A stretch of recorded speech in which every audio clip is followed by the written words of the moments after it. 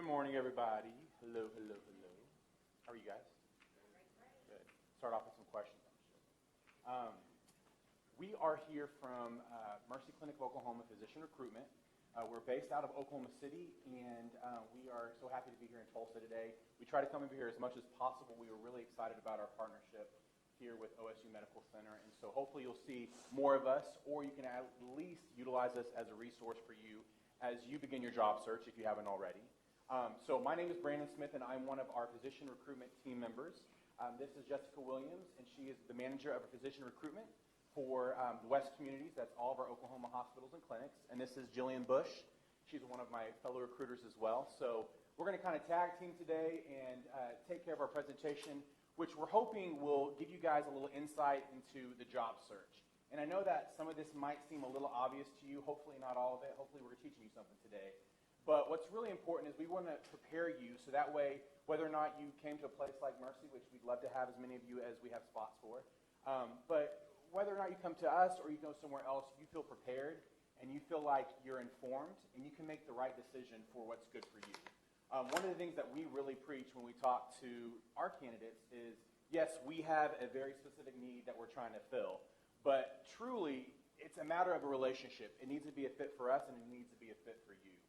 So today we're going to focus a little bit on that and really try as hard as we can to give you guys the opportunity to interact with us. If you have any questions, please, hand up or just shout it out, whatever works best for you. We're here to interact with you guys and hopefully provide you with some good information. All right? Sound good? Okay, perfect. Let's go ahead and get started. So again, what are we doing here today? We're going to talk about your timeline. When's a good time to start your job search if you haven't already started? How that's going to look for you, the ideal opportunity, really identifying, what your specialty is or what you want to go into, but really trying to identify what that true ideal opportunity is for you. Recruiters everywhere. You're going to see a lot of people in suits. You're going to go to a lot of conferences, whether it's now or after, you've signed somewhere. You're going to meet a lot of people. We're going to try to tell you a little bit of the difference in those individuals.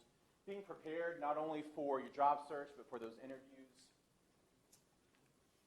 Interviewing 101, some skill sets. The offer process, this is big. You want to make sure that when an offer is presented to you, that you're ready to hear it and that you have your questions, all that kind of stuff. Contracts and negotiations, also part of the offer process. So let's go ahead and get started with the timeline. So most residents and fellows start the job search at least 12 months prior to the completion of their training programs. So we say at least 12 months. Can you start earlier? Absolutely. And we'll talk a little bit about that. But it's good that you're at least looking out because that's going to give you the most options as a provider. That's going to give you the chance to really think things through and not being rushed to make a decision. Especially if you're looking for a very specific location or you have something very specific that you want and you know that well in advance, the earlier you start looking, the better, so that you can kind of narrow it down. So when it comes time that you want to make a decision, you may have 2 or 3 different places that you say, these really meet all my needs. Now let me find out which one's the best fit for me. Some people, second, third year, they're still trying to figure out exactly what they want, which that's okay. But if you know in advance, the earlier you start looking, the better. Absolutely. So, our next bullet here was, depending on the location and specialty, employers will generally sign someone 24 months or less with a potential start date. Something to consider as a resident, you have the option a lot of places to sign with a resident stipend. So it's basically an advance of your salary that you're able to take advantage of.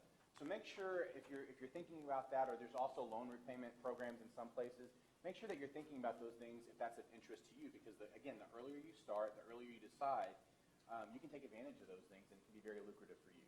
One thing that not a lot of physicians know about, I don't think, is there is a public service loan forgiveness program, and you can actually, if you sign up for this while you're in training, it's more advantageous because basically what it is, you don't have to go to a rural community to get loan forgiveness. You can go practice with any not-for-profit. So Mercy, for example, is not-for-profit 501c3, so it qualifies. And if you sign up for this program, you pay the minimum payments on your loans for 10 years, and then whatever is left on your loans is completely forgiven. Well, it's really advantageous for people to sign up if you know that you will likely work for an organization that would qualify to sign up earlier in residency, because then you get to make 3 or 4 years worth of payments based on a resident salary versus on your actual salary as a physician when you start working. So in the end, you pay a lot less throughout that 10 years. So something to think about if you kind of know the type of organization that you might go work for. And we can give you more information if anyone wants information on that. Okay, so the ideal opportunity. Know what you want so that you can recognize it when you find it. What do you and your family want? Location's important, geographical, rural versus urban. Amenities, Jess mentioned that there's opportunities, for rural communities. If that's something that you're very interested in, there's a lot of opportunities, there's a big need. And a lot of times you might find that that's very lucrative for you. Those communities, deserve good quality healthcare providers, and so it's something that you should definitely consider if you haven't. Practice type, large versus small, integrated. So at Mercy, we have a integrated model. So a lot of the physicians that we bring on board are Mercy integrated, meaning really we cover, your overhead costs, things of that nature, so you can really focus on practicing. We're a huge Mercy clinic is what we call it, physician-led and professionally managed. So what that means for you all is there are physician leaders that are helping to make the decisions that affect you as a provider. There are people in suits behind the scenes that are also working with those physicians to help make everything work, kind of keep the wheels oiled, if you will. But really, we like to pride ourselves on the fact that we are physician-led, professionally managed. Yeah, there's a lot of different practice types, and I think the more, and you don't have to know exactly what you want, and it's okay to look at several different types of opportunities, but if you know from the beginning, you know what, I really want to be in an employed model, or you know what, I really want to go out and I want to be in a private group, it'll kind of help you narrow your choices a little bit if you kind of know, but it's worth looking into to kind of see all the different options and what the benefits of each would be. Absolutely. So there's partnership opportunity, multi-specialty group, single specialty group, and then of course there's the active bank setting. Schedule's another thing that's very important. One of the areas that I recruit for is our hospitalist program, and that can vary from, different regions of the country. We tend to do a 7 on, 7 off model. That works really well for us, but there are other places that you'll go to, and it's a very different setup. So just make sure that you understand that aspect of what you're doing. And then compensation, obviously, is huge. I wish we could move that. So again, the ideal opportunity, make the practice your priority. And that's pretty self-explanatory. 72% of physicians that put geography first instead of the practice start looking again for 2 years. So it might be very exciting for you coming out of your training to say, I want to move to, California, start a practice. Understand where you're headed. I mean, it sounds like an obvious thing, but, understand that you might be going into a market that's flooded with people from your specialty, and that it may not be all it's cracked out to. Cost of living, all those things are very important to consider. Yeah, and look at, the group. Chemistry's huge. Make sure that's high on your list. I think more often than not, you spend a lot of time with the people you work with, and enjoying the people that you work with and liking going to work every day makes a big difference. And so when you're looking at offers, don't just look at the highest offer or the prettiest location. Look at those people that you're going to be working with. Do you trust those people? Do you want to work with those people every day? That's what's going to make you stay. The money may get you in the door, but if in a year or two you're not quite happy where you want to, where you're at, you're probably going to leave. And so it's really important to look at the practice. Does it meet your needs and the group? And, make sure you have that chemistry. Granted, you're not going to know everything about every group. I mean, that's what the interview's for, to find out as much as you can. Some things you may not know until you start, but I think doing the more research you do to try and make sure that it's going to be a good fit for you, the better. Absolutely. And just kind of add to that, so about 60% of physicians leave their first job within 5 years. And it really is, as Jess said, it's really all about the people, making sure that it's a good fit for you. And look, during your interview, look at, the relationships with not only between the physicians, but between the staff, too. Talk to nurses, ask them questions, practice managers, things like that. Really look at the culture of the entire clinic or hospital that you're looking at. Definitely. And I think it's important, too, as recruiters, it's our job to try to put you in front of as many people that you're going to work with on a day-to-day basis. So if you go on a job interview and you've realized that, let's say, I'll use, again, hospitalist, because it's one of the areas I recruit for. You go on an interview to become a hospitalist, and on your interview you don't meet a single hospitalist. That might be a little bit of a red flag for you as a candidate, because maybe they're keeping you away. But then there's also cases that they might just be busy. I had a candidate the other day in a location that I was interviewing. Our hospitals were all tied up. So what I did to that candidate is I said, let me connect you with those individuals outside of this interview. I'll give you their contact information. You can call and pick their brain. And it's good. You want that willingness for those people to talk with you. So if you ask that question, you say, hey, I didn't get to meet them today. Is there any way I can talk with them? And they say, oh, well, that might be difficult. I would think about that a little bit and say, okay, maybe ask some more questions. Why can't I talk with that person? Because it's very important that you understand and that you meet the people that you're going to be working with, especially if you're part of a team setting. So recruiters everywhere. So in-house recruiters, we are considered in-house recruiters. We're employed by Mercy. And then we have a lot of people that we deal with, that are part of a recruiting firm. So an in-house recruiter, we're employed, again, right by the organization or the hospital. We're a direct line of contact to decision makers. We have knowledge of the organization, opportunities, and community. So from a Mercy standpoint, anytime that we work with a candidate, we're sitting down with our leadership, either before, usually before and after those interviews to discuss if that particular candidate is a Mercy fit. Again, we have that direct line of contact, and everybody is really, invested in this. So again, vested interest in finding the right fit for the organization. In terms of recruiting firms, they're contracted and commission-based, so they only represent clients paying a fee. So hospitals pay a large sum of money to use these firms. Fees typically range from $18,000 to $35,000 and up. So what does that mean for you as a provider? That means that could be less money that you're able to get because a firm is taking a cut of that process, taking a cut of the overall offer.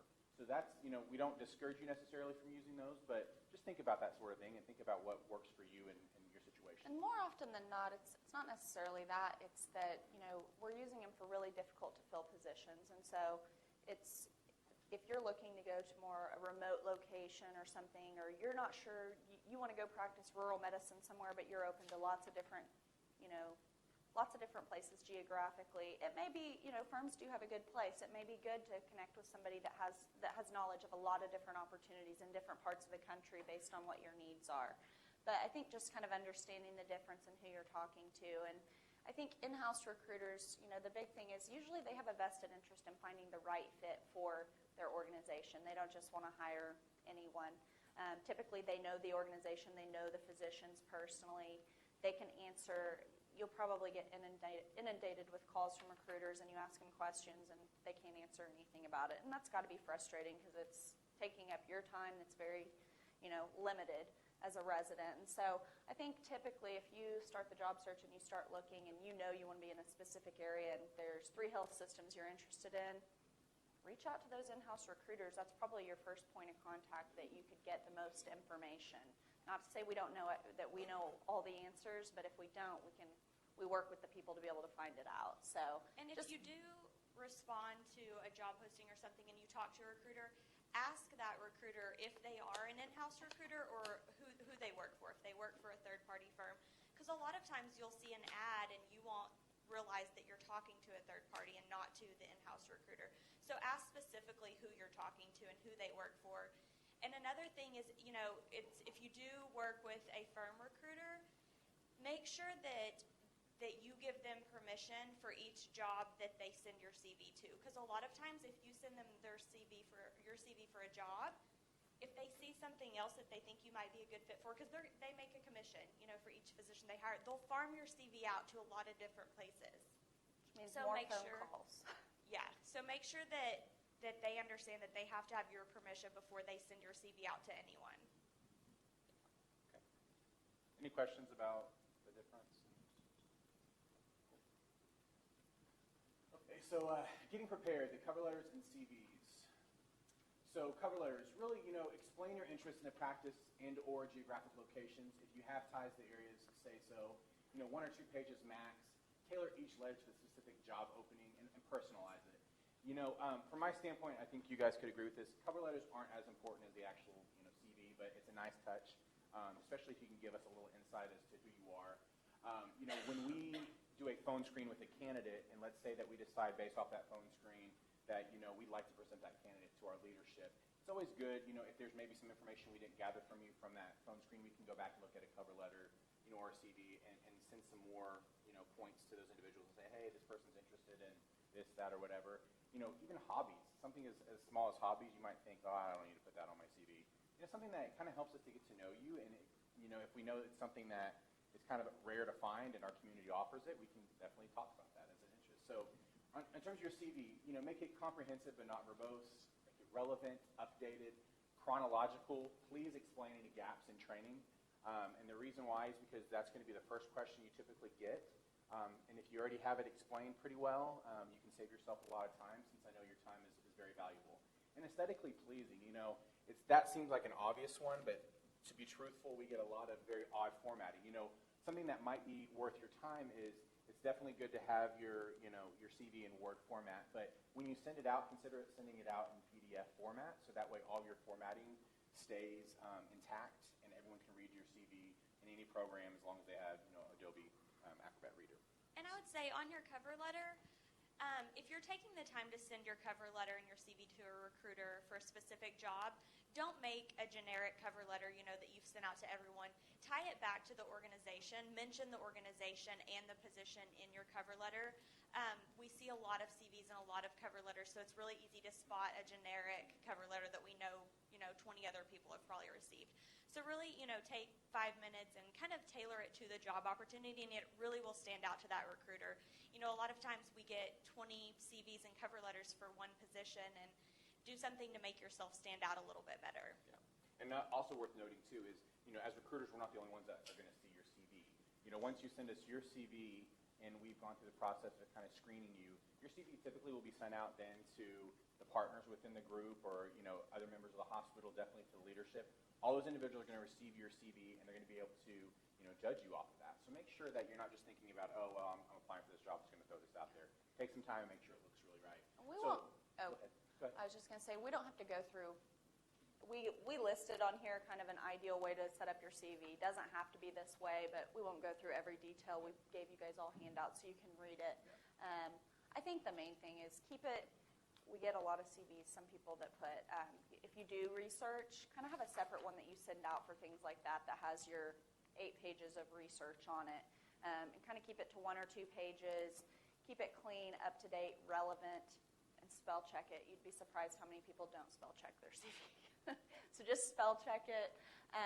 But you guys, if you have any questions, and we actually have some template ones. If anyone wanted help with it, even if you have no interest in Mercy, feel free to call or email any one of us or send us yours, and we can look through it, and we're happy to help, look through it before you start sending it out to people. So.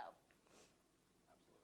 And again, I mentioned, including Hobbies, but, reference your family as well. It's good for us, an organization like Mercy at least. We pride ourselves on our environment and really making sure that we know not only your provider, but we try to get to know your family. And, if you're looking at a community, we can start preparing ourselves, what type of schools might they be looking for, what's important for a family versus just an individual. So definitely make sure, mention if you're married or not, if you have a significant other or not, kids, things of that nature. Okay, so being socially aware.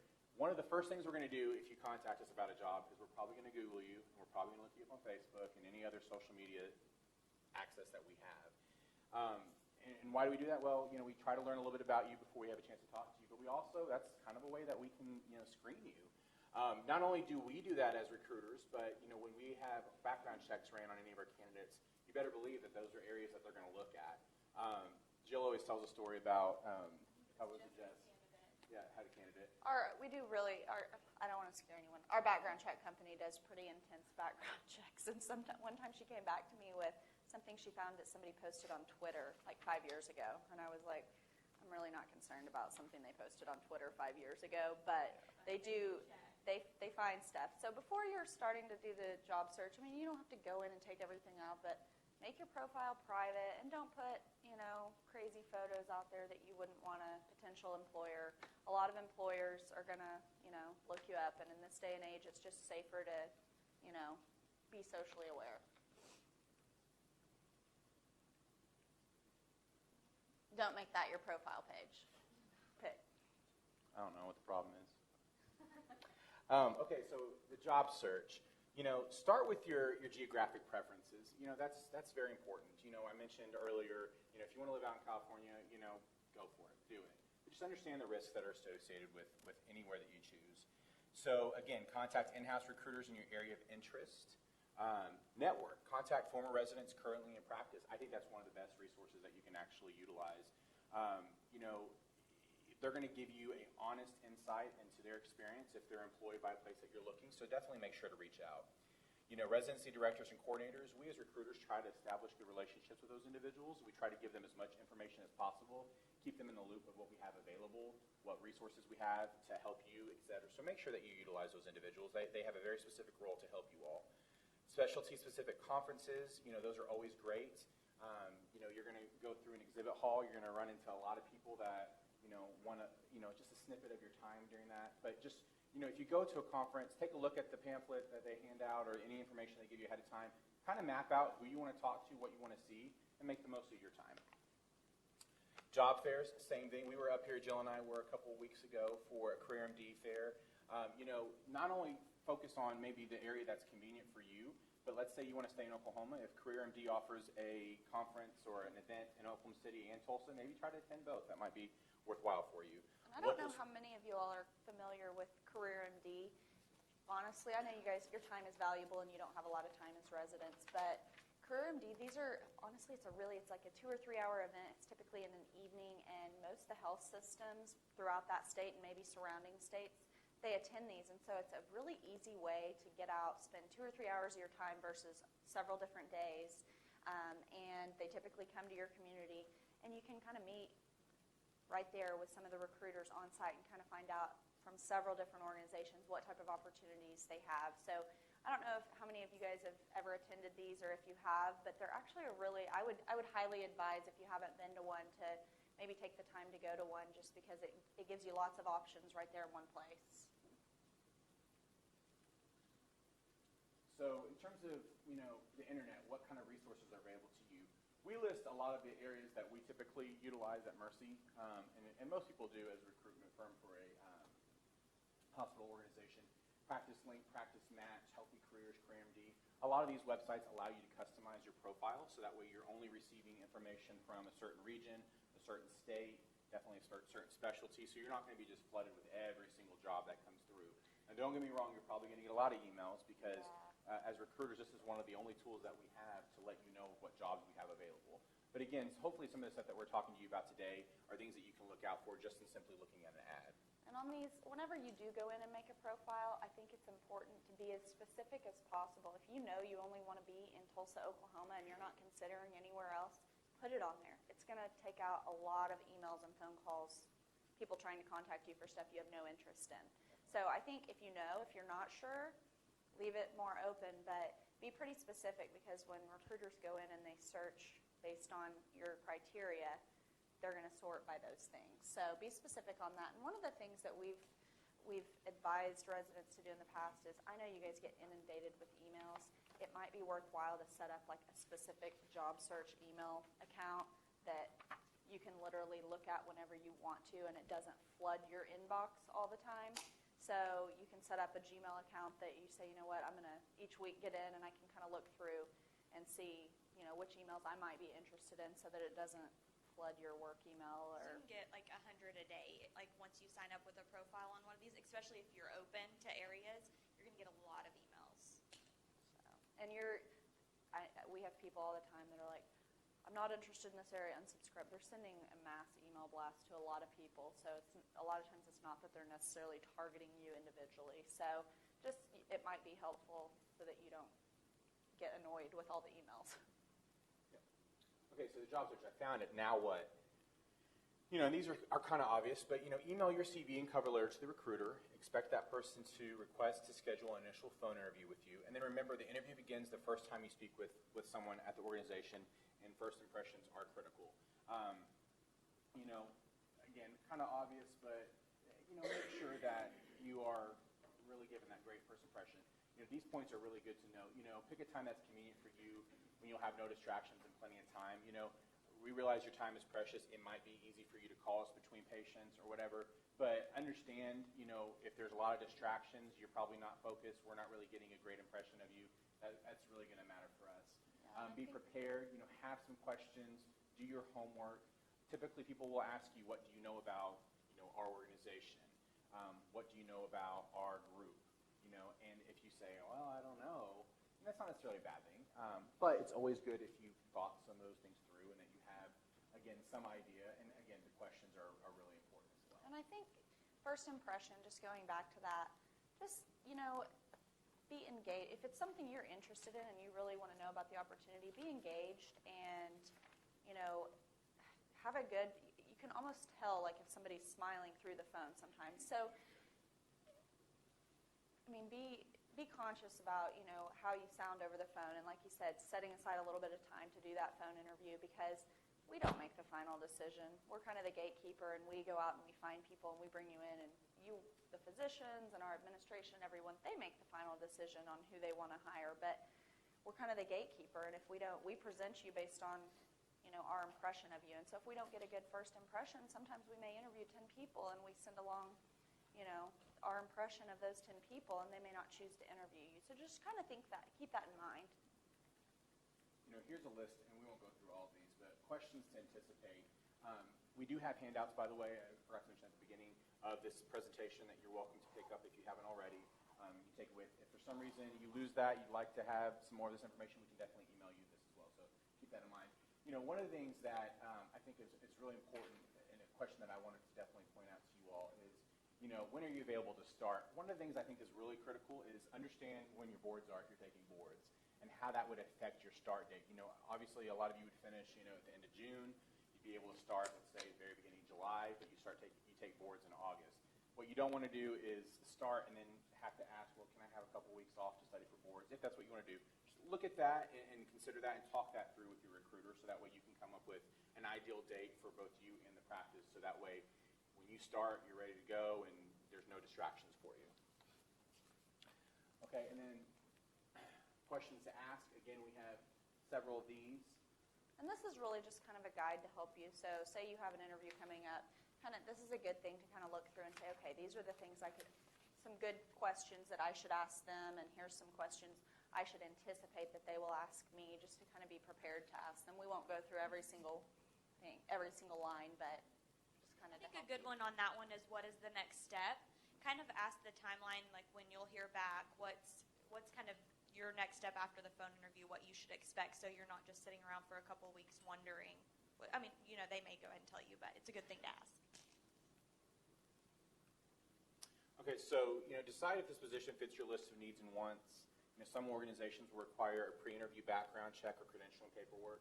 That's very common, so if you get that question, don't be surprised. A lot of those pre-authorization forms will ask for, confidential information, social security numbers and things like that. What those typically do is they just verify training and just make sure that you don't have any criminal past that needs to be brought up. So don't be too alarmed if that's something that comes up. I think some people, it catches them a little off guard, and they're like, why do you need to do a background check? It's really pretty standard practice for most people. Especially if you're coming in from if you're traveling out of state. A lot of organizations, they're going to spend a few $1,000s to bring you in, fly you out, take you around. They just want to do a little bit of background work before they bring you in. Some organizations may do it after. Different people do it differently, but if you are interested in it, get that information back to them so that you can kind of help expedite the process. Yep. And, obviously be sure to complete any required paperwork ASAP. A lot of times, you all are very busy, and we completely understand that. We might check in with you as recruiters just to make sure, the interest is still there, or kind of see where you're at. Just let us know, hey, been really busy, and we'll say, hey, that's cool. We just want to make sure that you're still aware. If we've started our process with you, we think you're a good fit, we're going to stay in touch with you as much as possible until maybe you tell us, no, I'm not interested anymore, then we'll kind of let you be. So the site visit, before you arrive, here are a few things, you definitely want to consider doing your research, any concerns that you have that you'd like to have addressed during both the interview as well as a community tour. A lot of places that you go on interviews for would give you a community tour. If not, that might be something that you want to ask about if it's a community that you're not familiar with, obviously. And then request to bring your spouse or significant other if possible, just because, a lot of times that's going to be as big of a decision maker as you are. I think most organizations would like you to bring your spouse if possible, and it may be just the first interview. If you're driving in somewhere, that may not be a big thing, but if you're flying to a whole new community that you're not familiar with, obviously your family life outside of work is just as important, and so most places are going to pay to bring your spouse. They want to make sure that your spouse is going to be, it's somewhere they can live too, and that they're going to be happy. And then obviously if your spouse works, finding out, what type of work are they in, and is that community going to have an option for them? Especially if you have a spouse that's also a physician. I mean, I think you would know to be looking for both physicians, but depending on smaller communities and somebody does something very specific, it may not work for your family. So the more information we have, the more we can tailor that site visit. If you have specific interests, my daughter's in ice skating and she loves it, and that is very important to us. I mean, we want to know those things so that we can make sure that the community meets all those needs and that we can show you those things while you're there visiting. Oh, yeah. The day of the interview, here's several points that are important to note. Some, again, are kind of obvious. Be punctual, turn off your cell phone, eye contact. Smiling is always nice to make it seem like you're interested and somewhat happy to be there. Remain positive. Sell yourself. Another thing I always like to tell candidates is, even though we try as recruiters to answer as many questions up front during the screening process, even if we answered something and maybe you still want to hear it straight from the horse's mouth, ask it again. We're not going to be offended as recruiters. We're not going to go back and say, like, I already addressed that with them. Why did they ask that again? Sometimes you want to hear that directly from the program director or a clinic lead or something like that. Feel free to ask again. We won't be offended. We're not here to get offended over that kind of stuff. And you will, during the interview process, you'll meet with a lot of people. You'll get asked the same question a lot of times. So if that does happen, don't say, well, I told them. Go ahead and answer it again, because they're going to do it. And the more times you tell them, the better. So just be prepared for that and just stay positive with it. And I think the biggest thing to remember is sell yourself. I mean, you guys have gone through a lot of training. You have worked so hard for so many years to get to where you're at, and now you're finally can choose the job that you want. And so we have, believe it or not, we have several people doctors that come in straight out of training, and we ask them, tell me a little bit about yourself. And they're like, well, I'm from Oklahoma. I went to, I'm training at OSU right now, and I want to be a family medicine doc. It's like, you did not tell me anything that sold me on you. And I mean, we want to know everything about you, and why should we choose you over every other candidate? And same thing, you want us to, we need to sell you on our organization and make sure it's a good fit, but and a lot of times I think it's just that you're so busy, and a lot of people are really humble and they don't want to, but if there's any time to brag on yourself or sell yourself, now's the time. So think about, what am I going to tell somebody if they ask me about myself? What am I going to tell them about why did I become a doctor? Why did I choose family medicine? Why am I interested in their organization? Why should they hire me? And so really think about selling yourself. Okay, so here's some things to aim for when you leave the interview knowing. The expectations of the practice. We have several things listed here: culture, clinical path, partnership, call. Call is huge. Always ask that question, so that way you are aware of what you're getting yourself into. But also know too, if you're going into a situation where, let's say, you are going to be the sole provider under a specialty, like an ENT or something like that, you can't assume right off the bat that you're going to have 24-hour call 7 days a week. Understand what you can put into a contract, how that can look for you. We value your time. We don't want you to be burned out as providers for us. We do want to provide a service to our patients, but we want to make sure that you don't have burnout. So make sure you ask that question. And then here's a list of other topics as well that are important. Practice and administrative structure. We told you here at Mercy we're physician-led, professionally managed. Not every place is like that, so make sure you ask questions like that. Patient-payer mix, et cetera, so you can kind of read through that list. Interviewing 101 post-interview. Be responsive to additional requests for information. Promptness equals interest. We can tell you're interested if you're very responsive. Follow up with any questions that you have. If you had questions or anything that you asked of the recruiter or anybody else at the interview, make sure that they are also being prompt with you. And if not, follow up. Let them know. If you aren't interested, be honest right away. Keep in mind, based off of some of the stuff that we've told you today, a lot of physicians leave their first job about 5 years into it. So maybe if you're not interested and you kind of blow off a recruiter or a healthcare system, you might look back in 5 years and want to come back or want to go there. So, always make sure you maintain those relationships and just be open and honest in case there is an interest down the road. If you are interested, begin to make a list of negotiation points and make sure that you have, again, questions, everything prepared. And then, we put this in here, but thank you notes, not required, always a nice touch. Something I always say, too, when I speak with candidates, let us know if you're interested. It's okay to be open during the whole process. you're not, throwing it out on the table and not leaving yourself any room for negotiation and stuff like that. But it's always good to hear, like, oh, I can really see myself here. This would be a great fit for me. Because from our standpoint, as we follow up and with people that you've worked with that day in your interview, we're going to be able to say, like, God, they spoke really positively about their experience. It really sounds like they want to be here. And that's probably going to help your chances anyways. You're probably going to say, like, wow, we really need to make this happen. So. And likewise, let us know. It's no hard feelings if you go and you interview somewhere and you say, you know what, it's really not a good fit. Let people know. Yep. And leadership always appreciates, we always get notified if you shoot them an email after the interview. They say, oh, we got an email from, so-and-so that we interviewed. It was so nice to hear from them. So shooting them an email as well, not necessarily just your recruiters, is a great step. Absolutely. So understanding the offer, so that's going to be the next step. If you find a place that you want and you let the recruiter know I'm ready to hear an offer, here are some things that you definitely want to understand. So compensation. A lot of places you'll go will offer you a guarantee. Once that guarantee is over with, what does it look like for you? Make sure that you understand what the comp model is. You have a lot to consider with that. Your guarantee may be fantastic, but then once the guarantee is over with, it may not be that sweet of a deal. So make sure that you completely understand that. Again, stipends, I mentioned resident stipends earlier, signing bonuses. A lot of places won't quote that up front. They will tell you as part of an offer. So just make sure that you're aware and that is something that is an option for you. Benefits and retirements, go over those details and ask questions, especially if you're going to be the sole provider perhaps for your family and you're going to be covering wife, kids, husband, kids, significant others, etc. Make sure that you understand what that's going to look like for you. A lot of organizations will be able to break that out for you. This is your monthly expense or this is your expense per pay period for these types of benefits. Malpractice is very important. Will you need tail coverage if you were to leave? Make sure you consider all those things. Relocation. Will that company be willing to help pay to relocate you?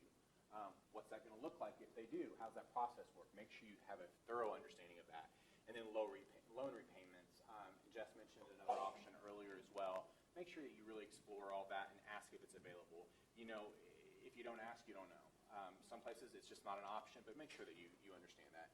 Knowing the details are important so you can, again, compare apples to apples. And I think that's really important is when you look at an offer, I think so many times I see that physicians just say, well, they offered me $250 and they offered me $300, and that's how they see the offer. Well, really, you need to look at the long term, but you need to understand the whole package, not just this is my salary. I mean, those benefits add up. And so joining a private group that doesn't have much in terms of benefit support versus joining a health system that has a really rich benefit package can be totally different. So looking at the whole offer to compare apples to apples so it's not, just looking at just the compensation or just the retirement. Definitely. So there's a few different compensation structures that different organizations that you may see. So there's income guarantees, there's flat salaried, basically just a straight salary. There's production formulas, and there's collections based, and you could probably see any of these. Typically at Mercy, the way ours work is we typically do a guarantee salary while you're still building your practice. Depending on the specialty, some of ours are a little bit more salaried if it's like a ER or hospital-based type position, but most of our specialties, they get a guarantee for 1 to 2 years, depending on the specialty and how quickly we think that position will ramp up. And then after that, they go on to our compensation plan. And that's what's really important when you're looking at different places is understand, most places are going to give you a guarantee, but understand that post-guarantee compensation. I mean, that guarantee year or 2 years flies by. So you need to be looking at the long term and what the potential really is. And if it is a production formula, is it work RVU based? Do you understand what work RVUs are? Ask those people. I mean, I don't know how many doctors I've had to explain what a work RVU is. And we understand they don't train a lot of people on it. So understanding it so that whenever you do sign a contract, you're going to have a better understanding of what you're getting yourself into. Is quality, patient satisfaction, what all is factored into the entire compensation plan. So just being sure to ask all those questions and that you feel like you have a clear understanding, not that you're signing a contract for a guarantee for 2 years and after that you really have no idea how your compensation is going to work. That's probably not ever a good plan.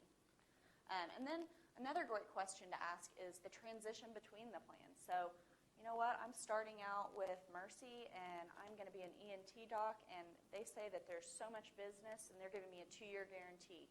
what if I come in and I kill it and I want to see the benefits of, coming off that guarantee early? Can I? How do I do it? What's the time frame? So asking how you transition to it. Like at Mercy, for example, we say you can come off your guarantee as early as 6 months, anytime after that.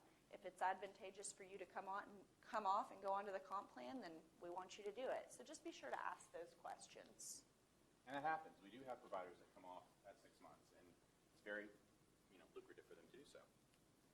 Okay, so understanding the offer again, educational stipends, signing commencement bonuses. Since we're running a little bit short on time, I'll let you guys kind of read through that on your own. But an important thing for educational stipends is to understand the forgiveness period and when that can start. So if you're a resident and you want to sign somewhere, it might be advantageous for you to sign sooner, because that's another, at Mercy at least, the month that you sign is the month your stipend starts. And then it ends the last month of your training period. So if you, kind of stretch out the process or wait to sign, realize that might be less money for you. So that's important to know. And on commencement and signing bonuses, a lot of times we do commencement bonuses so you're paid on your first paycheck. Some organizations may do a signing bonus where you're paid when you sign. So understanding that is important. And if you're getting a really high sign-on bonus, usually they're going to tie some time to that. So understanding, I'm getting a $50,000 sign-on bonus. Does this tie me into 2 years, or what's the forgiveness period or the payback? So understand that. Taxes. Make sure, if you do get a $50,000 sign-on bonus, recognize it is going to be taxed as a bonus, so you're not getting that whole amount. So don't go spend all of that money. Realize the taxes that are tied to that. Absolutely. Okay, so in terms of benefits, you can read this on your own here, but you just make sure that you really understand what that package looks like. Make sure that you ask questions about CME. Is there a CME allowance? How does that work? Do I get days off? Does that count against me? What does it look like? Vacation, PTO, all that stuff. Make sure you understand if you get that included. And then from a retirement standpoint, really understand if you're signing somewhere, do my benefits begin day one? Can I start contributing to my 401k day one? Those are things that you need to be asking. Every organization should present that to you when you interview with them as part of the interview process. And if not, ask those questions again. And then ask what the dollar value of your benefit package is. So that, again, kind of helps you compare apples to apples. Should be able to break that down into an hourly rate for you to know hourly what your benefits are, so you can kind of compare that. So malpractice is a big one for everyone. I know coming out, everyone wants to make sure they have adequate coverage. So make sure you understand what type of coverage they're going to provide for you. There's several different kinds. The main 2 kinds that we see are claims-made and occurrence-based.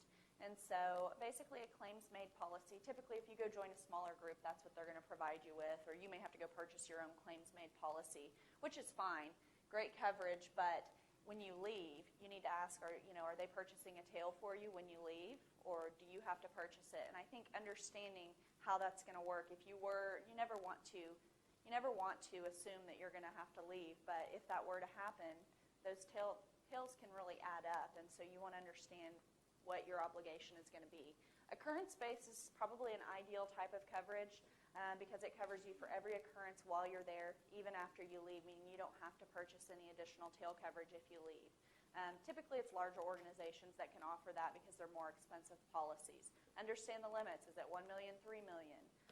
Is there an umbrella under the organization? So just make sure that you understand that, and that's a point that you want to make sure is in the contract. And if it's not, I would suggest that being something to try to negotiate. So standard contract types, there's direct employment, which is between the physician and the employer without a third party or entity. Loan income guarantee, we talked about this today. Obviously, employer provides a guaranteed income for a certain period, allowing physician to function as a private practice or to join an existing practice. Obtain outside legal counsel or a trusted advisor review your contract. That is definitely something that you have an option to, but also understand that, depending on what organization you're signing with, there might be parts of your contract that just won't be changed. It might be kind of a boilerplate, contract. So there's going to be things that you can't change. Understand that and ask your provider. So that way, if you are paying legal fees, you're not, paying a ton of money for your attorney to review something that really can't be changed. So make sure you understand those aspects of your contract. And of course, don't be afraid to ask questions. So here are some items to consider. Non-competes. Is it reasonable for that? Termination fees, buyouts, again, tail coverage, and an out clause. Typically, you're going to have a 90-day out clause for most contracts with healthcare systems. Sometimes that's shorter. Understand that. So that way, if that situation does happen for you, you'd like to leave, that you know what you're dealing with. And one of the things with contracts, especially if you're joining a smaller group where the contracts aren't as standardized, you're going to make sure you look at what's in the contract. Also look at what's not in the contract. Think of things that generally are in a contract that may be missing. I think there was a provider once that we heard of that, they went to leave their current employer and realized they didn't have an out clause in that contract. So, had to get a lot of lawyers involved to actually get out of it. So look at things that are not only in it, but that maybe are not in it. Absolutely. So here are some points about closing the deal before we open it up for questions. So just know what you're worth. Check the resources, AMGA, MGMA, Sullivan & Cotter. Know what the market value is for your particular specialty. Understand what's negotiable and what's not. We kind of alluded to that a second ago. And don't be pressured to make a decision before you're ready as well. Even though there might be a nice residence stipend floating out there for you, if you're not ready, don't feel the pressure to sign early just because you want an extra $1,000. Wait until you have a written offer before negotiating, and don't negotiate until you're ready to commit. That's also important. Make sure your requests are reasonable and doable. Remember, negotiation is give and take. Know your bottom line, your minimum requirements.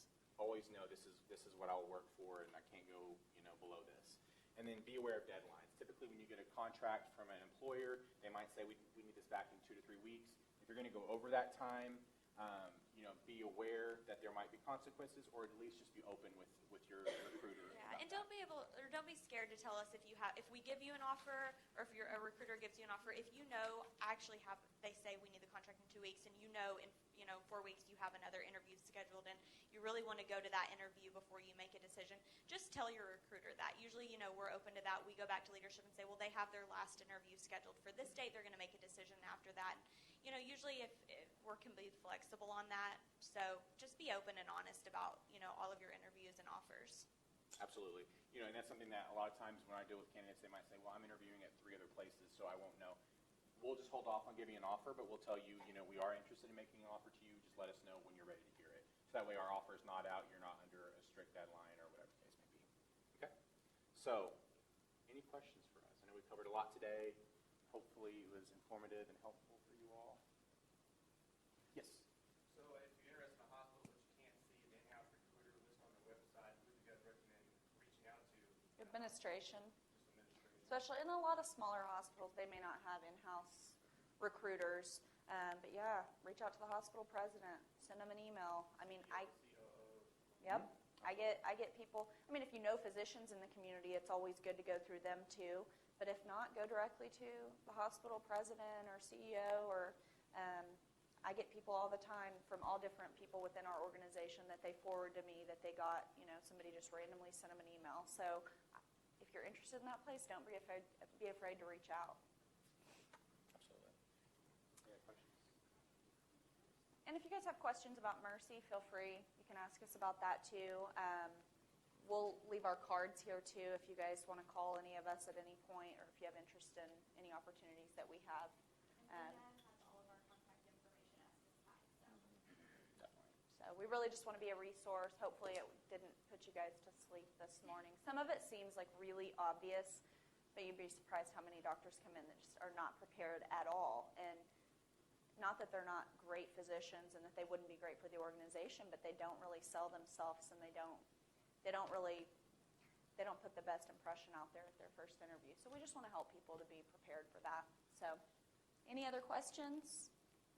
Yeah, you guys have worked hard. You deserve the best. You deserve the absolute best opportunity for you. So, make sure you know your value. Okay.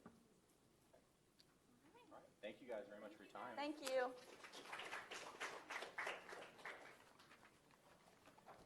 Yeah, thanks for coming, guys. Yeah, Hi, Patrick. You're Lindsay's husband. Awesome. I am. I I'm going to take this off. Oh my goodness, she looks so familiar. I know. You walked in. That is, Hi. that's amazing. Yeah, You how did is look really Lindsay? familiar. Oh, she's great. Yeah.